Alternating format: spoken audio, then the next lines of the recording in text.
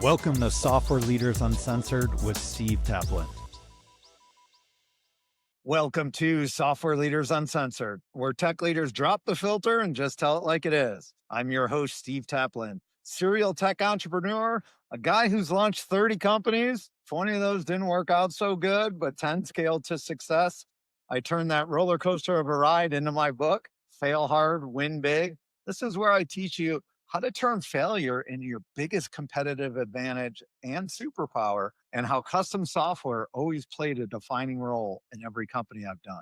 Now I'm the CEO of Sonatify Technology. We help engineering teams scale with proven nearshore talent without the overhead, delays, or BS. Today, I am joined by Justin Reock. Justin is a seasoned engineer, architect. He's been CTO. He's been head of developer relations. This is a guy who understands the engineering world, how to lead engineers. Justin, welcome. Thanks so much, Steve. Very happy to be here. Thanks for having me on. You bet. If you would, Justin, give our listeners a couple-minute overview of the journey of your career. Yeah, absolutely. Thanks. So my dad bought me a Tandy 1000 EX computer back in 1987, and I couldn't get enough of that thing. And so it's always been sort of a single track for me. My background is primarily in software development. Spent a long time writing code. You don't look old enough for that computer. I got filters. I got filters going right now. Okay. So no, I was pretty young though. I was pretty young when I got that thing. 7 years old, not to fully date myself. So I was definitely one of those kids. I was that computer kid. Super fun at parties. Everybody loved me. No, but would go on to write a lot of code for a company called Earthlink.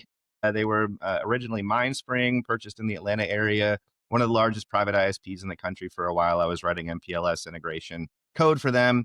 Then we kind of move into enterprise architecture, but I did a big open source project where we replaced a bunch of like Oracle, BEA, WebLogic stuff. And that took me down the path of open source and closer to doing more community and sort of DevRel work. That would land me a field CTO role at Gradle, where I focused on the study of developer productivity engineering, which is a very scientific look at developer productivity and how that's related to developer experience. And I've been hooked kind of on that field ever since. So for the last, I'd say going on 7 years now, I've been kind of neck deep in the whole study of productivity theory, developer productivity theory, and how that's related to creating a good developer experience. And now completely disrupted by AI like we all are. And so a lot of my research is now pivoted onto how generative AI is impacting productivity. How is it impacting developer experience, the good, the bad, the bullshit, the not bullshit, and all that. And there's a lot of good, bad, and bullshit, not bullshit to sort through, to say the least. Reminds me of cloud. That's right. That's right. And for those who were actually in the business and knew about technology, all the cloud meant was somebody else's data center, where non-tech people thought it was this mystical place in there. Now, before we jump in, Justin, so you're a tech guy, you have been your whole life. You had a computer at a young age. And before the show, you were telling me how you were literally a digital nomad in your RV for a year. Wow. What prompted that? You know, it was kind of spontaneous. My wife and I had always talked about it. I've been working remotely for long enough where it was a possibility. So we could kind of, work from and sort of live anywhere. We were living down in Florida for a while, and we kind of lived through the pandemic with that. And knew that we kind of wanted to change to get out of Florida, but we weren't quite sure where we wanted to be. So we figured, let's just bite the bullet. It was literally, it was less than a 24-hour decision, Steve, to be honest with you. My wife and I were sitting around one night and we're like, and we're going to sell this house. What do you want to do next? Why don't we just do this RV thing? Well, okay. So we went to a dealer like the next day and we're like, yeah, we can totally do this. So we bought the truck, we bought the travel trailer.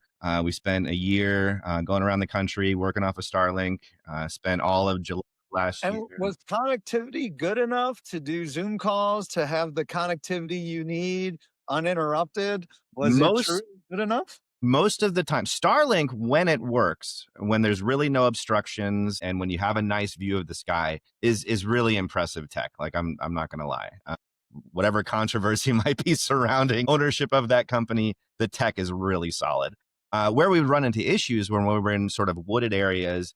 And the app's very good at telling you like, hey, there's a tree in your way and you're going to have, an outage every minute and 45 seconds for about 8 seconds. Like it tells you exactly what to expect, but you still have the outage. And I was still doing a lot of podcasts and everything like that.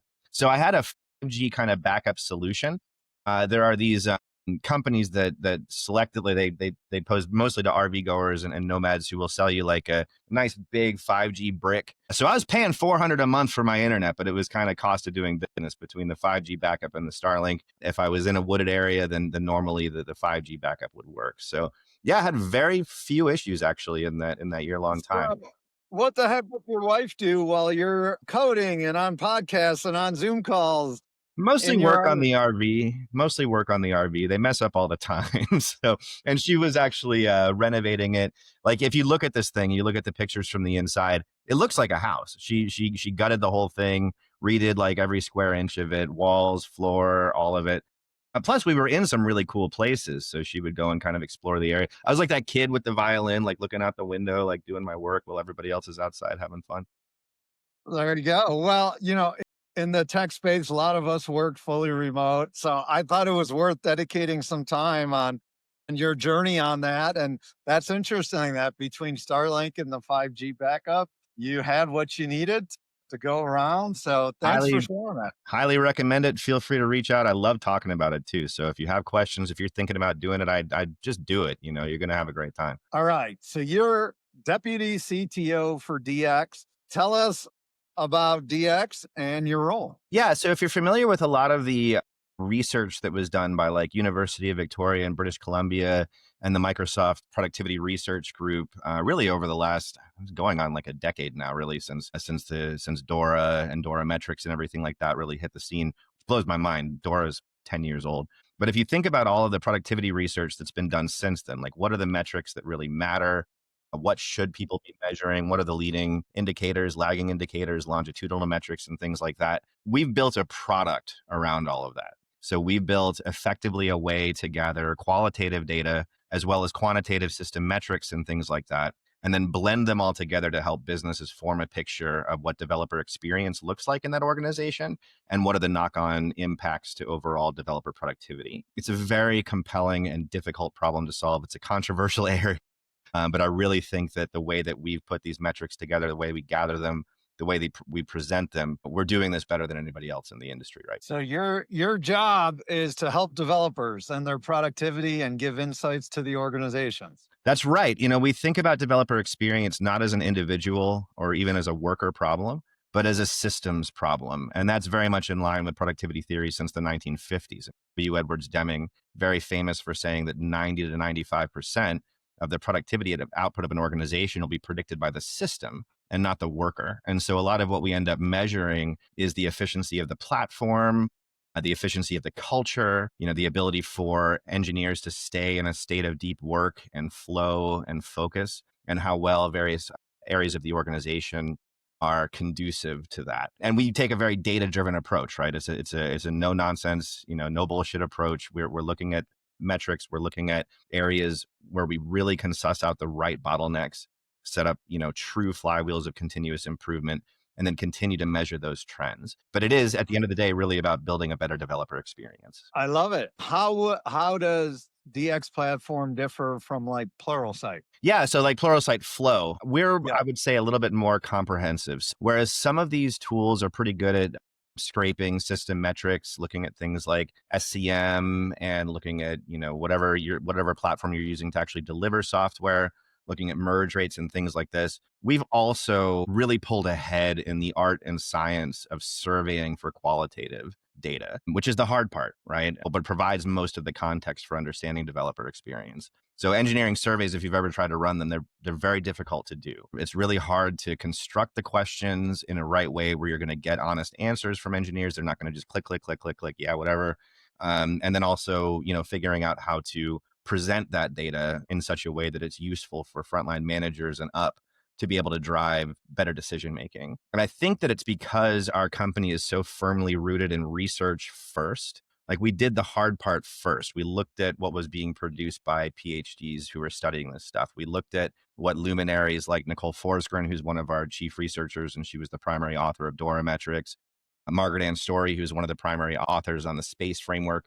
Like we looked at what was working for them in terms of validated data sets and where we could actually find ways to truly move the needle.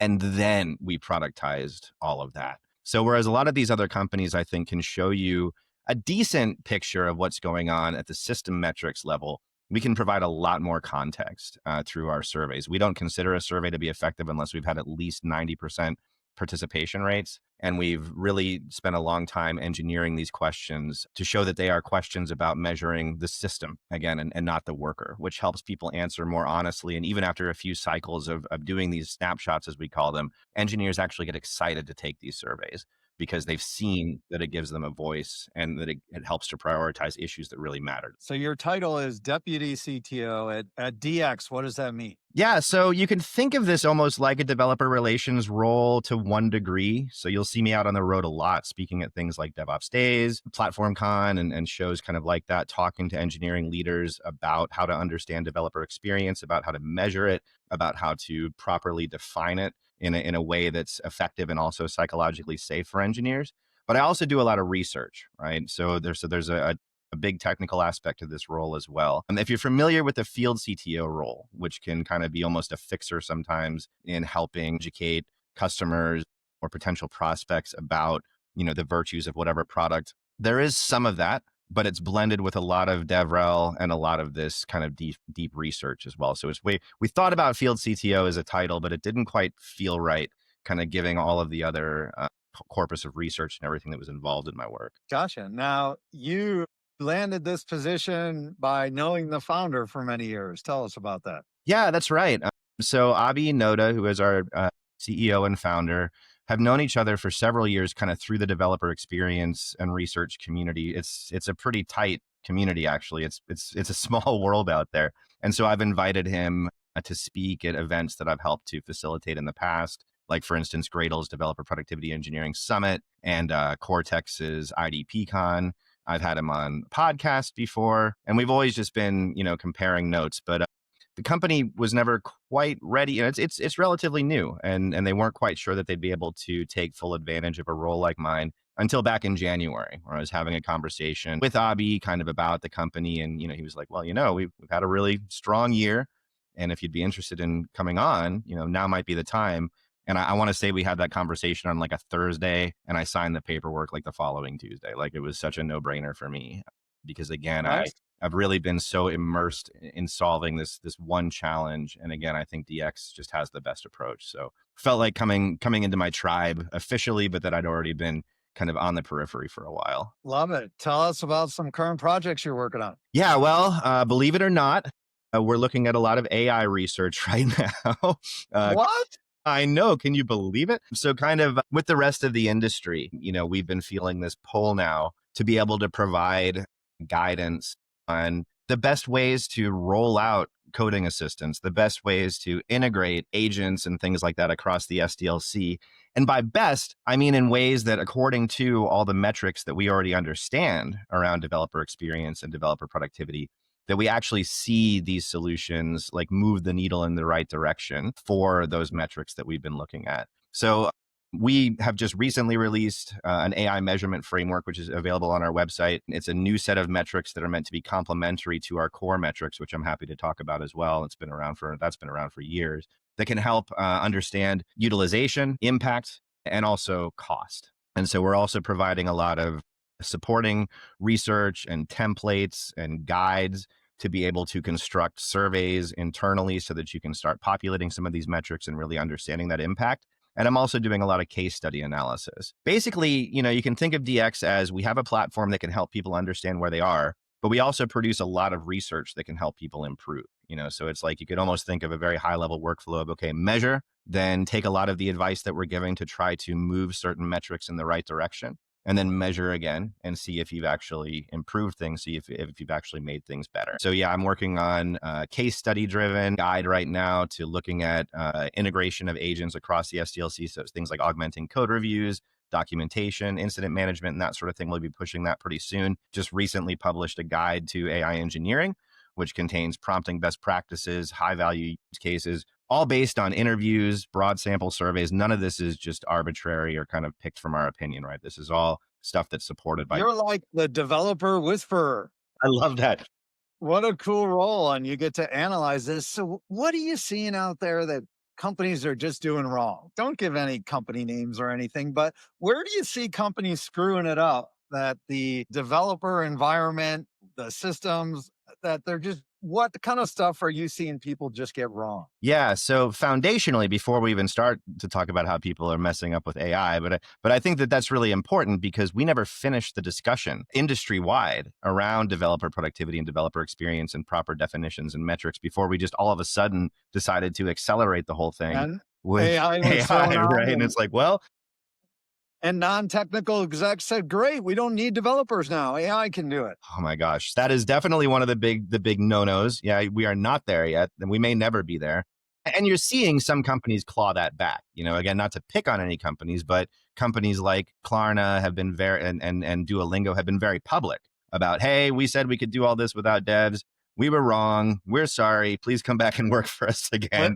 You know, exactly, as Musk, fired 80% of Twitter and then brought them back, and yeah. Zuckerberg said Meta's engineering team will be 60% gone within 5 years due to AI, and everyone's kind of walking it back. Yeah, and it's not like we're not seeing positive impacts. I mean, we are. It's just that we're not seeing like 10x, 100x. We're seeing 10%, 15% with the companies that are really doing a good job in terms of enabling their engineers. That's good. Like that's nothing to sneeze at, right? That's helpful. But you're not going to get to a point where this $1 billion one person unicorn of like 800 agents and one CEO. Like I don't know that we will ever see that, Steve, to be honest. But I think that kind of, yeah, go ahead. Well, from my vantage point, as I've looked at things, I think the software engineering world has been in this state of flux. AI came out with a bang, bold statements were made, developers were let go, and everyone's been waiting like the past 18 months. What can AI do? What can it not do? At least what I'm seeing is that now there's this sentiment saying, all right, now we know we need developers. We have a good idea how AI can help with productivity, and maybe even teams. We might need an 8-person team. We can get away with 5 or 6 now, but that the developer role is not going anywhere. What?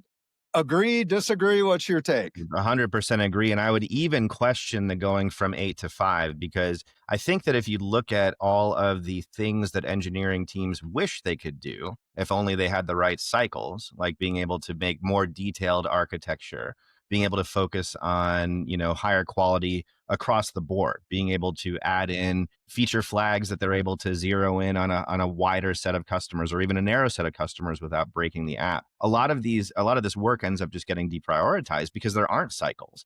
But we have those cycles now. If a single engineer can perform and do 10, 15, maybe even 20% more than they were doing before, that's an opportunity to be able to expand and make our products more sophisticated and go in areas that we couldn't necessarily go before. One really interesting case study here is Morgan Stanley. They have been very, I think, on the right side of all of this. They have a solution that's well publicized. The Wall Street Journal wrote it up. We're doing a study on it now too, that they call DevGen AI, which has been a solution that allows them to scan legacy code bases, COBOL and like natural mainframe and like all these old languages, Perl, which, I don't mean to beat up on Perl. I'm an old school Perl head, but it's getting a little long in the tooth. And kind of look at that and look at the architecture and create these high quality specs that then allow developers to modernize the platform by rewriting it in a newer framework. And they're claiming it's saving something like 280,000 developer hours a year right now. But it's been with the express purpose of not looking at this as a means to cut back on headcount. And they've been very clear about that. They continue to hire at the same rate that they've been hiring. Instead, they've been able to, like I said before, kind of move into some of these nooks and crannies that were being deprioritized. Now they're able to actually accomplish these things that they would just have to back burner in the past. So I think that first of all, 100%, we are not in a position to replace devs. If you look at the benchmarks for a lot of these models, like clearly we've seen some incremental improvement in these models over the last 6 months or a year, but they kind of hockey sticked. And now they're really starting to flatten off. Like even the highest performing models like Claude 4 Sonnet and things like that have moved from maybe like a 29% accuracy on certain task benchmarks to about a 34% accuracy just over the last year or so. So I question without fundamental re-architecting of these underlying algorithms, which by the way, the algorithm hasn't really shifted since the very first one in the early 1950s perceptron. We've just been able to throw more silicon at it and we've been able to throw larger training sets at it. I really question without a fundamental leap in the way that we build these LLMs, whether we'll ever get to that, singularity or everything that everybody's been warning about for so long. I think that if you really think about this in more like enabling technology, like, moving from doing everything in the terminal to being able to have some really good capabilities that come out of IDEs that can then support better productivity. I think that's really what we're looking at here. So, I mean, don't get me wrong, like I am bullish and overall positive on this technology, but I think like the hype and the 10x stuff is really only good at generating like YouTube subscribers. I think we're starting to figure out what it is, and it's certainly getting better every day. But tell us about some just bonehead things you're seeing out there on how companies are mismanaging their engineers. I think that, again, going back to some of the fundamental productivity problems, there's a couple of major patterns that we see. First of all, when organizations come out and say, we want to improve developer productivity, they're not talking about productivity in the right way, right? I think that a lot of leaders, and I don't know that they even necessarily mean to do this, but I think developers are getting more and more savvy, are starting to think in terms of like ranking of developers. Hey, which of our developers are performing better than the other ones?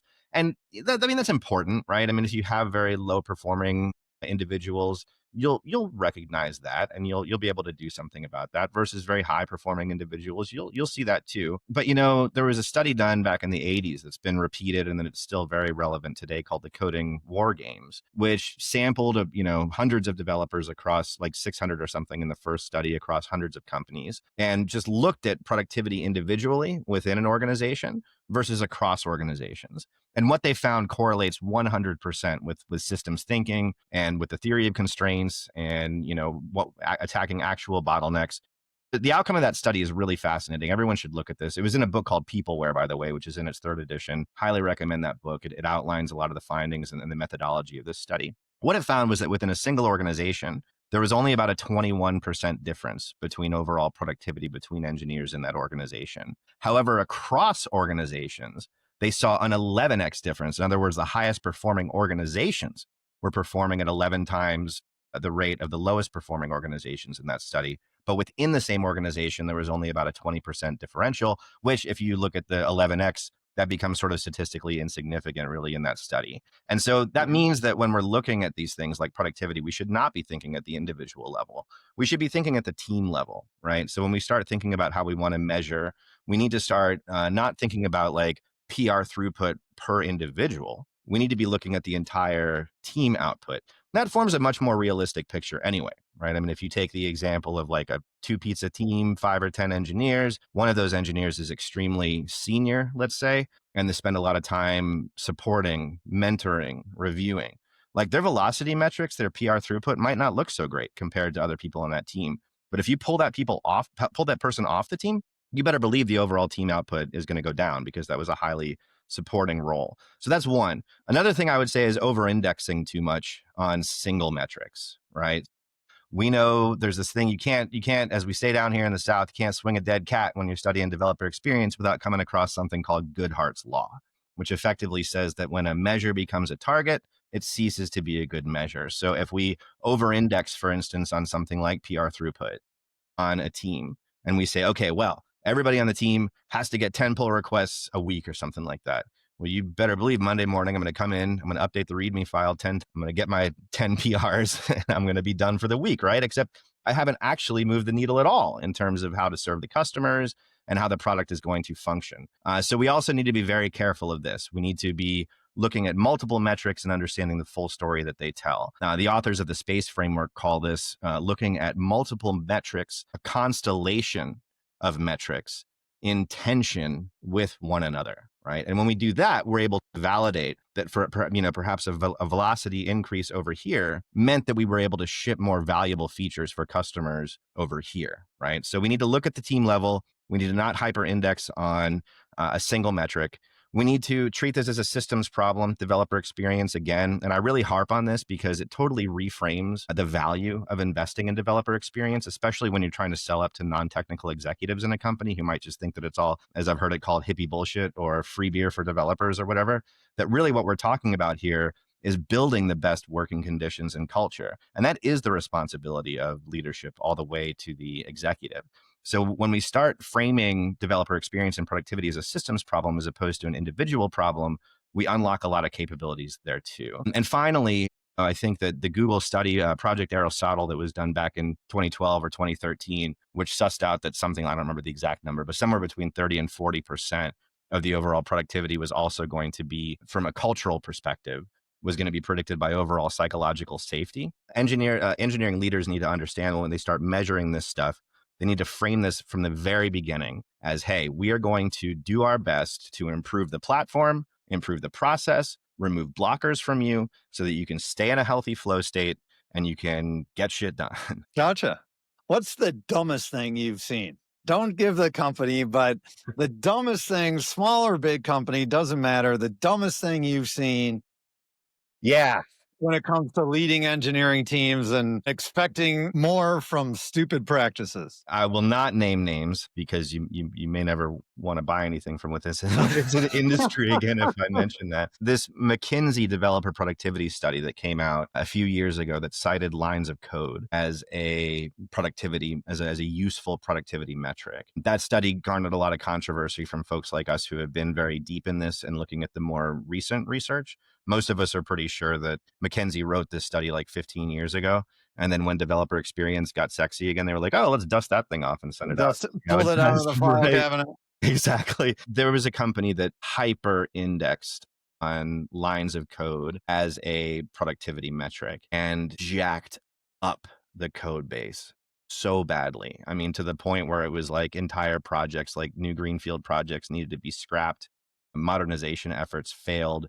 I think they may have taken the organization back maybe 5 years, in an attempt to modernize.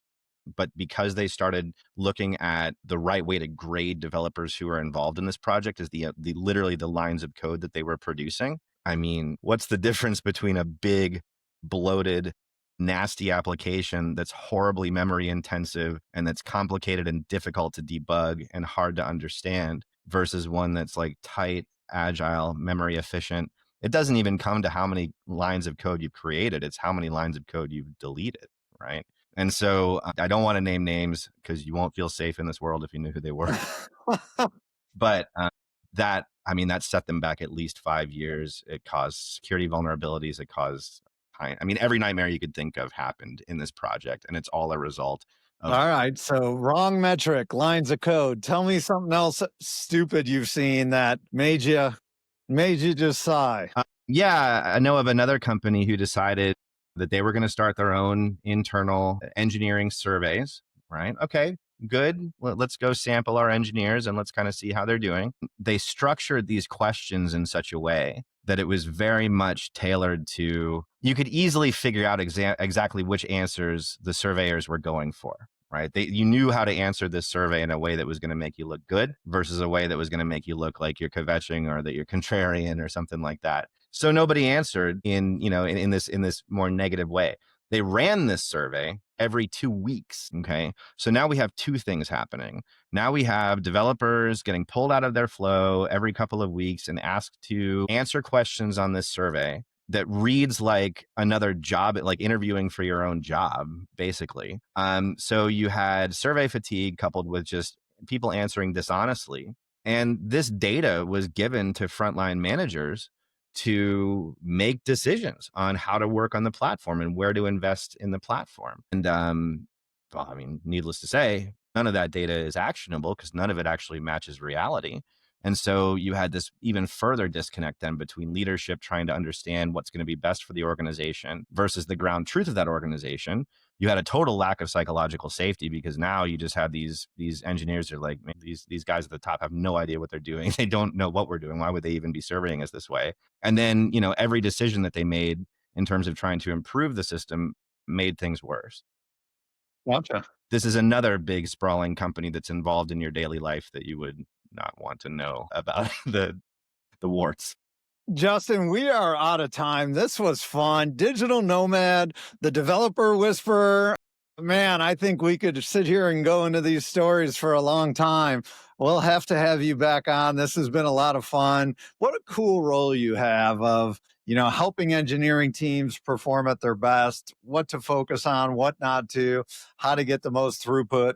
Before we wrap, Justin, what advice do you have for CTOs, CIOs, founders out there who are trying to maximize their engineering teams? What would be the final no BS advice you'd give them? Start with foundations that we've already understand for decades. If you haven't read The Goal, if you haven't read the Phoenix Project, if you're not familiar with the theory of constraints, if you're not familiar with value stream mapping, go learn about those things because they're just as relevant today as they were 40 years ago, 50 years ago. Then once you've gotten comfortable looking at the organization that way, no one in your organization knows more about the bottlenecks and friction and problems and toil in your platform than developers. So listen to them. Awesome.